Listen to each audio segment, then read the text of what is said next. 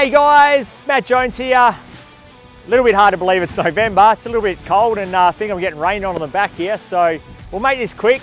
Welcome to the October 2024 Ellenbrook and Surrounds Market Update. Today we're at Lake Fresca, down in the bridges. Now, wanted to come down here because the water level is so high, and my whole time in Ellenbrook, I have never seen it quite this high. So, which is great because we've seen quite a fair bit of rainfall, so it's holding it in there. The lake looks really fantastic at the moment, so highly recommend come down, have a look. There is a playground and it's just a nice place to come and relax, really.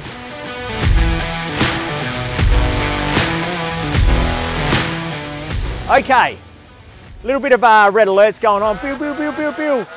How's the market? Well, we've seen a 20% increase of properties on the market across Perth. Now, we have still in the same effect. I was checking the numbers this morning, and in the last month, we've seen about a 20% increase in the number of properties for sale in our area. But good news is that we are still seeing the same number of sales. So whilst it's a little bit concerning that the number of properties on the market has gone up, we are still balancing it out with the same number of sales. So whilst a little bit red alert, nothing too major, it's not dire straight. I will run through the numbers shortly and explain this a little bit more.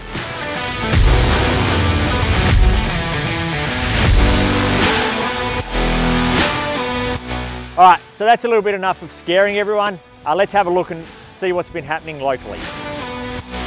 In Ellenbrook, there's currently 39 properties on the market with 43 sold in October. Averley, 27 properties on the market with 30 sold.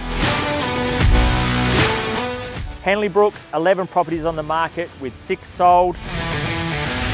The Vines, 12 on the market with 8 sold.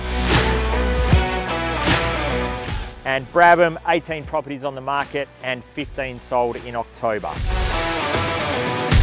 Okay, so we can see there, there has been an increase just in the last month.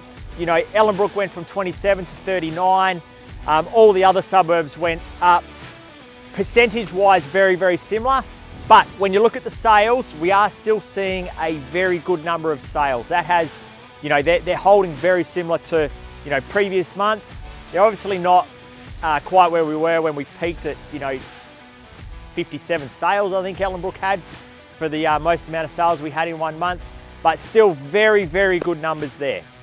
Now, in Perth, what are we seeing? Well, we have, in the last 4 weeks, we've increased from about 4,000 properties on the market up to just under 5,000 properties on the market. So there's a 20% increase of properties on the market in Perth.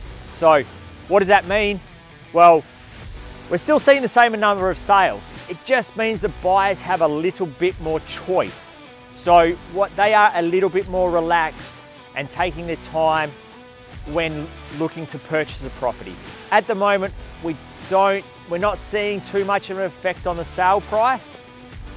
The sale prices are still very, very strong. Buyers are just taking a little bit more time to make a decision and not jumping in quite as fast as what they were, 3, 4, 5, 6 months ago.